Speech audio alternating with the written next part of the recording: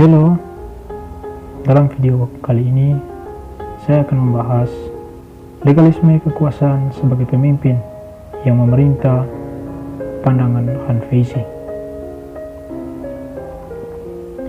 Kita mengetahui latar belakang Hanfeizi. Hanfeizi adalah salah satu filosofi Cina klasik yang sangat produktif. Ia sangat berpengaruh terhadap gaya hidup Cina dan masyarakat modernnya. Ia juga seorang yang paling mulia dari semua filsuf lainnya. Hanfeizi lahir dari keluarga Raja Han. Ia lahir pada tahun 280 sebelum Masehi bersama dengan Li Shi yang belajar dari Zhuangzi. Berikut karya-karya Hanfeizi sebagai pegangan bagi para pangeran masa itu, berupa buku-buku. Hanfeizi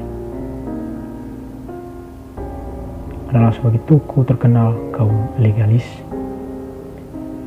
Pandangan Yao yang memenjarakan Hanfeizi dengan alasan sebagai orang yang tidak berguna, karena pada saat itu yang paling terkenal diantaranya adalah 5 kutu yang mengancam penguasaan serta penampung orang-orang yang tidak berguna dan yang melemahkan negaranya. Kaum legalis adalah sekelompok orang secara individual yang mendapatkan perhatian khusus pada akhir perang antara negara. Dalam pemerintahan Shan Guo sekitar tahun 453 sampai 221 sebelum Masehi, mereka melihat bahwa semua orang baik, namun kelompok bangsawan maupun rakyat jelata itu akan selalu egois dan serakah dan tidak bertindak secara moral baik. Kritikan Hanfeizi terhadap Mengshi. Mengshi mengatakan kodrat manusia pada umumnya adalah baik, tetapi menurut Hanfeizi sebaliknya, bahwa kodrat manusia adalah jahat. Pada dasarnya sifat manusia ingin berbuat jahat. Manusia menjadi baik ketika ia menuruti aturan yang tepat dan memberi ganjaran bagi orang yang melakukan pelanggaran. Namun, modal alternatif menurut Hanfeizi untuk mewujudkannya, penguasa harus menerapkan hukum secara tegas dengan hadiah bagi masyarakat yang berbuat baik. Maka Han menekankan beberapa unsur legalitasnya. Yang pertama, Shi, kekuasaan memerintah. Yang kedua, Shu, metode seni memerintah. Ketiga, Fa, hukum memerintah. Namun, mentalitas para penguasa dalam memerintah pada masa Hanfeizi, adanya standar kemanfaatan secara tegas. Penguasa tidak boleh berbuat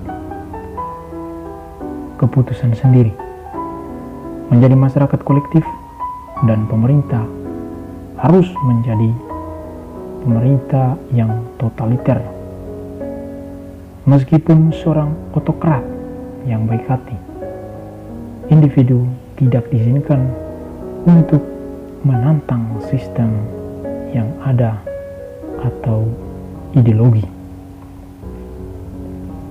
Pengetahuan rakyat yang penting untuk zaman pemerintah legalis harus ditekankan. Pendidikan harus dibina dengan keragaman dalam sistem politik alternatif, sehingga banyak masyarakat mengalami kebingungan dan menolak doktrin yang dilegalkan itu. Namun hal ini terlepas dari masalah pemerintahannya tidak terkendali, di mana standar hukum tidak dibutuhkan dalam kesempurnaan dari pihak penguasa.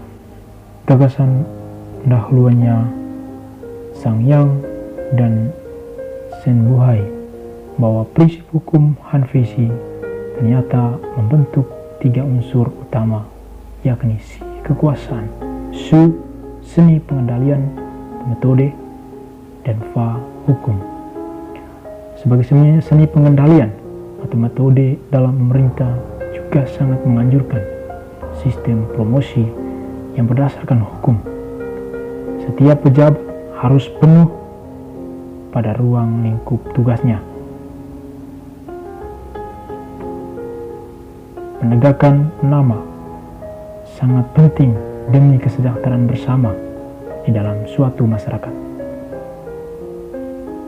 Untuk mencapai atau hasil dari suatu pekerjaan merupakan suatu asumsi dalam bentuk tetap dan kemudian menjadi standar terhadap yang asli. Dan pencapaian satu-satunya adalah pencapaian yang lebih besar dengan mendapat pujian dan yang melampaui batas jabatannya.